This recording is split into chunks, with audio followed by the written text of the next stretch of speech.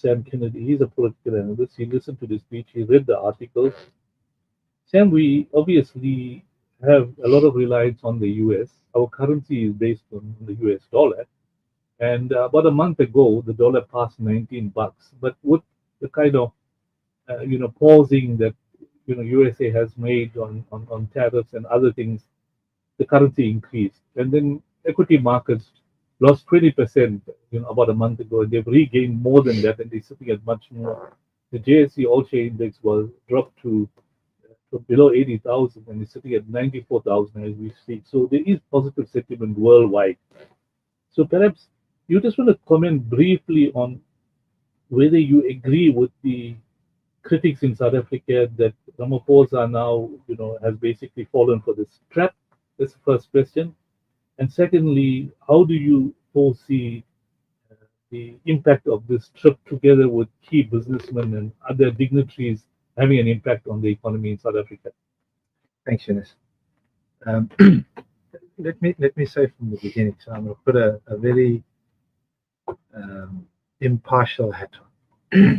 An impartial hat is basically look at all the aspects as opposed to being partial. So one, Cyril Ramaphosa has attempted, nice word, he's attempted to portray a government that is leaking as a united front. And by doing so, he was accompanied by the richest man in South Africa, Mr. Johan Rupert, and he was accompanied by Annie Else, who is a very close golfing friend, not political friend, of President Donald J. Trump. So, the first side of the coin is that Ramaphosa took the right approach. And as a statesman, you cannot take an ANC approach because you're representing all South Africans. So in that regard, he has to be commended. Taking Johan Rupert has its pitfalls because the majority of the people in this country are very well. Firstly, they're Black African. Secondly, they're looking for equity. Thirdly, they see Johan Rupert, whether we agree or disagree, but that's the way they see it, as a beneficiary of the previous regime, right? So they have all those aspects to it. But the bottom line is that Cyril Ramaphosa has done what a lot of people don't have the guts to do. He's gone into the lion's den. I think I listened to Johan Rupert. I think Johan Rupert came out extremely very well.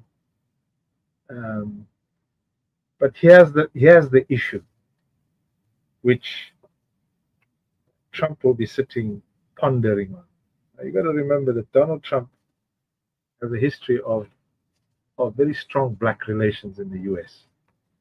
The Democrats hate him because he's pulled quite a big chunk of the Black and Hispanic and Latino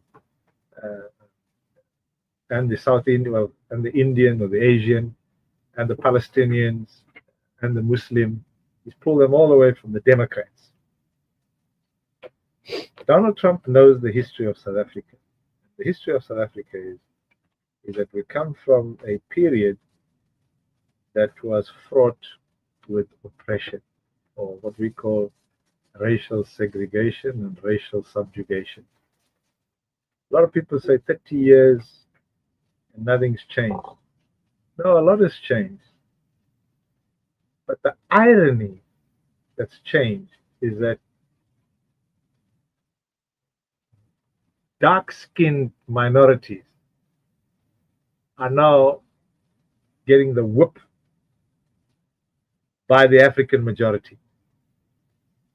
And America sees that. How do we see that? All 70% of all votes that the Democratic Alliance gets, and they get the chunk. Whether it's Action SA, you can say all the other little smaller nyana ones. The Democratic Alliance gets the chunk of the dark-skinned minorities, which is those of mixed race and those of Indian origin. And that cannot be debatable because facts speak for themselves. The ANC has adopted a very skewed theory. The skewed theory is that the original definition of black economic empowerment is no longer being applied. What is being applied now is bashing of non-whites, minorities, in particular those of Indian and colored or mixed race descent. Because in this province particularly, you go to any government department, minorities are ostracized, pushed aside, treated like rubbish. Nobody's got the guts to talk up for them. You've got people sitting in the ANC, minorities, dark-skinned minorities. They don't have the backbone or the wherewithal to stand up. So, coming back to Donald Trump, I think he played them. I don't think anything's going to change. I think South Africa has to deal with its issues. Let me tell you what the issue is. This is the rub. The issue is until the black African embraces racial equity. You know what racial equity is? Where we treat each other with respect, with tolerance, political tolerance in particular, and where we don't bash minorities, dark-skinned minorities, economically. Like, for example, in eThekwini municipality, in Umsunduzi municipality, in Duguza municipality, in Ugu, I'm talking about the big municipalities, in city of Joburg, all big tenders, millions, hundreds of millions, billions, are all going to black Africans for the right reasons. I'm not saying for the wrong reasons, but it shouldn't be at the expense of. And so Donald Trump is putting that into the spotlight, that you can talk about all the stuff that Cape Town's got the highest crime rate, which Johan Rupert made a fool of himself, in my opinion, because you shouldn't be going there and telling other people how bad your country is. I mean, he tried to make John a fool, but made himself a fool. Now, when you go into the lion's den, like the Oval Office, you go in there united, you go in there to talk about how best do we do trade, because that's what South Africa relies on, trade. We need trade. We can't go there and be talking about Julius Malema. Julius Malema's party is a receding party, it's a regressing party, and it's never gone beyond 10%. So we should be saying, what do we do? And the GNU, well, it's not a GNU, it's a coalition. This coalition has been there. Next week will be exactly 1 year. And we can't even sort a budget out. We can't even sort out the economic crisis. We can't even sort out basics. And like I said to my brother Ernest, this is John Steenhuisen's conundrum. I served with him in council. I know him. We had our bashes and so forth, and you know you were there. John is a very good opposition leader. All these years in Durban City Council, he was leader of the DA. In KZN Parliament, he was leader of the DA. And up until Musi Maimane, he was chief whip, and so it goes. He's trying to carry two hats. And here's the conundrum with John. One, he's now become a beneficiary of being a big stomach. Okay? He spent all his time sitting, eating, sitting and talking in meetings all day. And John was never like that. So from an image point of view, I'm not portraying him as a bad person. I'm saying it's locking him down because he's got the ability to do better than that to keep government on its toes. because he's got this ministry, he's no longer, you can see the DA is weak because that's the way the ANC wants to neutralize him. So there's no opposition. To talk about MK is not, no disrespect, they're not even, whatever you want to call it, an opposition, right? The only thing they talk about is, one is Jacob Zuma, for the right reasons, and two, they got a gripe against the ANC, but they don't come with not one practical solution of South Africa, and that's what we need. We need economic growth. We need to get our people working, and that's what Donald Trump is interested in. Lastly, I listened to Ted Cruz, Senator Ted Cruz, today, talk about South Africa. The issue is not the ICJ.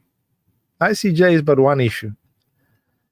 Ted Cruz says, and he's what they call the Right Honorable high-ranking senator. It's one of the most high-ranking. Under President Ramaphosa, and Rupert he doesn't even know, he hasn't got a clue.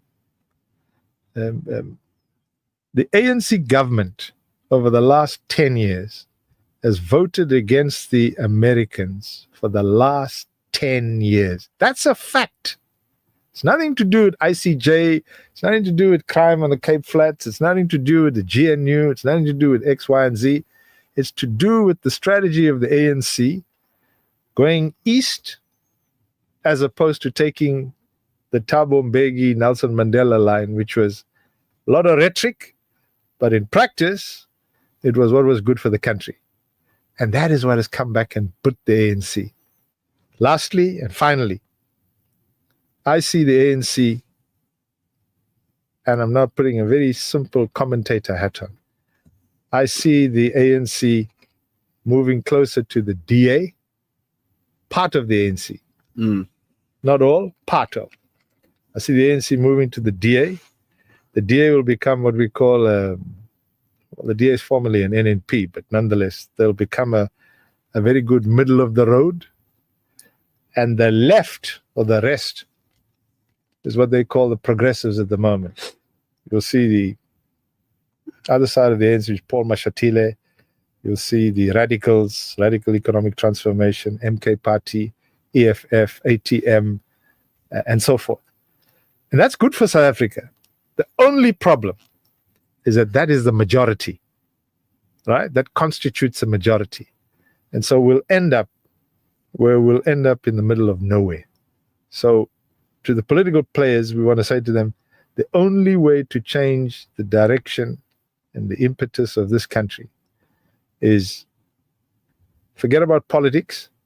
We've got to sit and do what's right, not what's political party partiality. Do what Cyril did.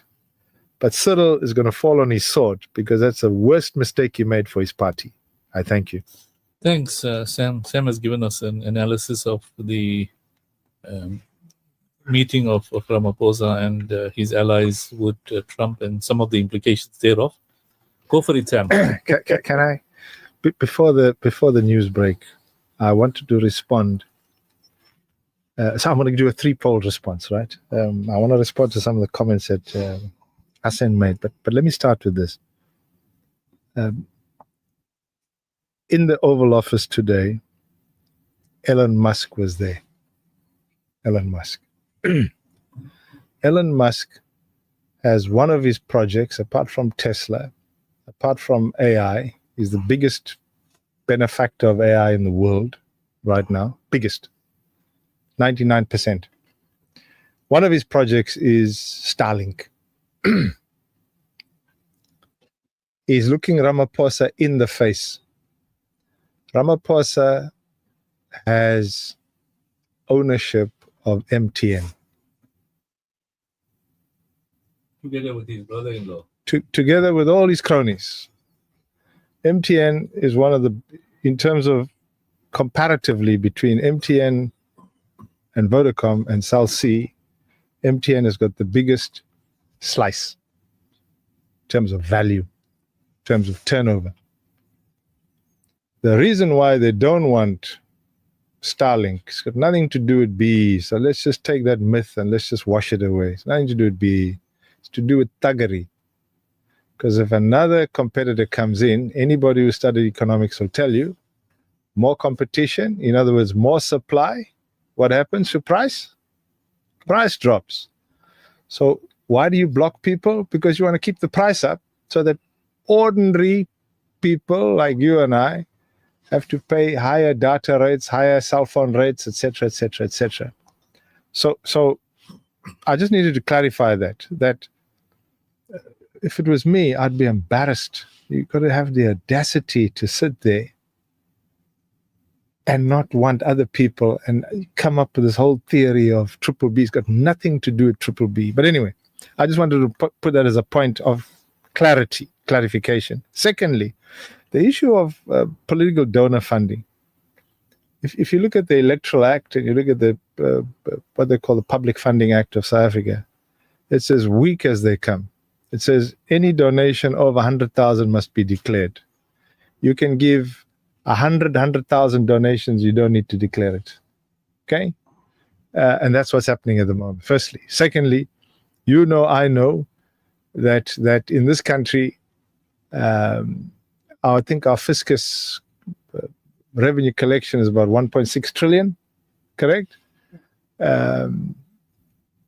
Informal market supply, informal money supply, informally, including hawala money, is over 2 trillion.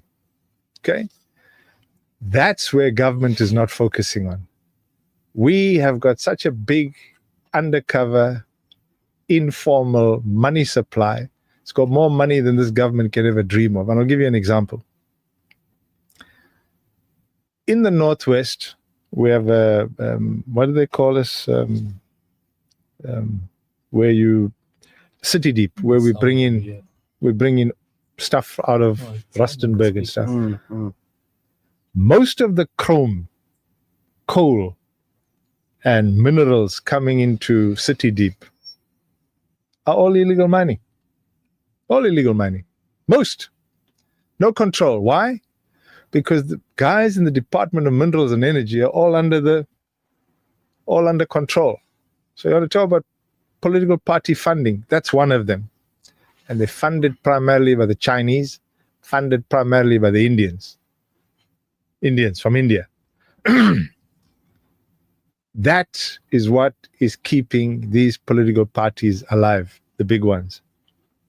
With regards to where the DA get its money from, everybody knows that George Soros is one of the biggest contributors of the Open Society Foundation. If you look at the constitution of the DA, they're very strong proponents of open society. That's an ethos which comes out of George Soros. George Soros is a Hungarian Jew, and he's sort of persona non grata in America at the moment because he's been one of Donald Trump's biggest nemesis.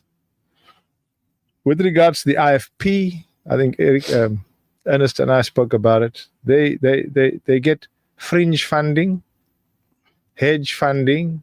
So funders would, to keep peace because they got business in KZN, they'd fund the IFP because the IFP is a bit more, they're not conservative, they're more traditionalist. So they have what we call a Zulu tribal ethnic ethos. PA, I think, is a completely different mechanic on its own. It's funded by Rob Hersov and his cronies.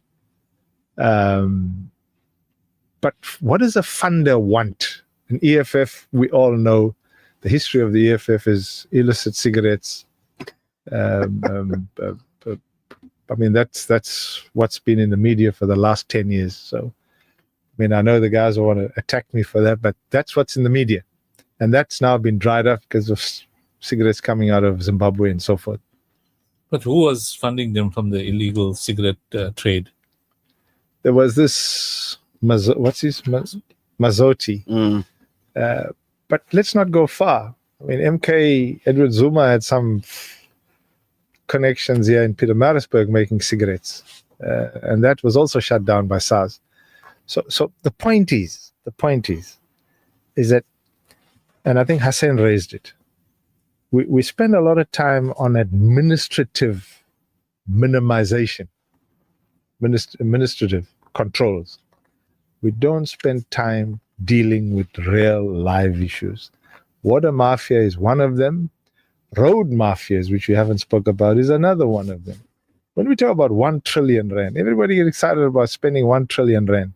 Of the 1 trillion rand, I can tell you now, it'll end up as 1.2 trillion. It'll end up as 1.6, like Mabhida Stadium. Mabhida Stadium and King Shaka started with X and multiplied 4 times because of corruption, because of backhanders, and backhanders are primarily business. Okay? It's not the man in the street. It's all the businessmen. It's the Indian businessmen. It's the African businessmen. And you've seen ABB, of the ESCOM deals. We've seen some of the big American companies. We've seen the German companies. Everybody thinks corruption and sort of rogue tenderpreneurs are primarily these guys who walk around with guns, and everybody perceives that a mafia has always got a gun in his back pocket. A mafia has got a white collar and a tie, right? That's where the corruption is. We know where the corruption is in this city. I can tell, I was telling Ernest now, in 2021 election, I came straight from ICC. You and I had an interview. The ANC was on the way out.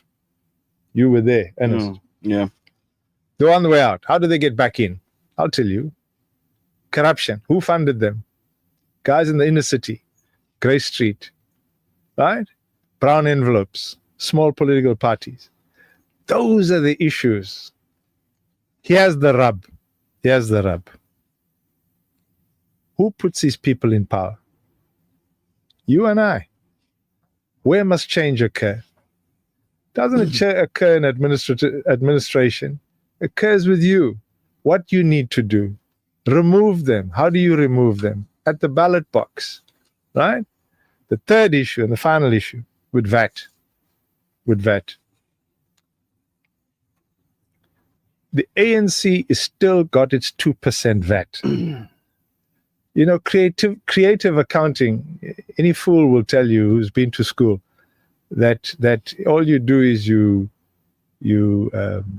change the dynamic and make it look a bit better and do a different presentation, but the end result's still the same. The end result is you got your tax, right? And the tax is that diesel costs, forget about sin tax, diesel costs are going to affect eggs, taxi fare, bus fare, rail fare, food fare, right? That's where the issue is. And it's not a pro-poor tax regime budget. It's a pro-business, pro-oligarchy, pro-multinationals, pro-capitalist budget. And that is where voters need to say, it's not a political rhetoric, it's fact. Voters need to say, how do we change that trajectory? Vote these people out, the whole lot. This government has failed dismally, starting from the ANC to the DA to the PA to the whole lot. Because I said earlier, and I said to Ernest, the DA would have done exceptionally well if they were still in opposition.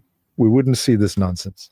Sam, your closing comments. You have 2 minutes. Can I just say, you asked a question about the 800 million with the eThekwini municipality.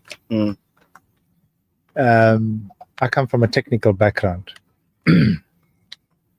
You know, one of the things anybody who comes from a technical background should understands and knows. You learn it in business school, you learn it all over the world. It's called benchmarking. Yeah. Right? I see these plumbers and these road diggers and these pavement diggers. They dig, they leave all the junk on the side of the road. Now, there's I no. thought you were going to say they dig and make a mess and they No, leave they the do place. make a mess. They make a mess. It's a mess. They don't even get the job done properly. You're too. busting potholes every day. So you dig, you create a bigger mess and leave, and you create problems for other departments. They do it, I'm assuming, although I know I'm correct, to create employment. So you bust your tire, you go and create employment. You bust wheel joints, you create employment. I'm saying to Ernest, if you're the chairman of that particular committee, why isn't a Tegwini department or any other metro having they used to have it in the old government. Now, everybody says, yeah, but the white government, this white government, that. You got to take the good from the bad. There's not everything the white government did that was rubbish. One of the things they did do good was that training colleges. Yep. They had apprenticeships. They had skills technical colleges called technicons. Now we have TVETs. And what's coming out, with no disrespect, they can't even, I can do a job better than most of them. They can't even drill. So what I'm saying to Ernest, challenge that. If you want to spend 800 million or save 800 million, empower these people so that they can have more skill. Exactly. You know where Make the sure skill trade Exactly. test is a good test so that people come out, they pass an exam to perform on the ground. I learned a very simple thing in life. If you want to be a good artisan, clean around you. Yeah. You can never be a good artisan if you can't leave even. things in a mess. You leave things. You don't tar. There's trenches. There's. It's crazy. And carry the right tools also. That's where it starts. And I'm saying to Councillor Smith, even if they don't listen to you, hammer it, because sometimes somebody's going to have to listen. Throwing money at in-house employment, this and that, that's all Mickey Mouse stuff. We want to see real stuff on the ground. How do you think pensioners feel going down to Spa, you're hitting potholes, you're busting tires every day? And by walking, they trip over all this You can't debris, they get injured, and there's a bigger problem. It's exactly, if you're doing that and you're failing in that regard, how do you think you're failing in the billing system? Well, That's listen, the I hear Complete you, mess. It's a complete mess. That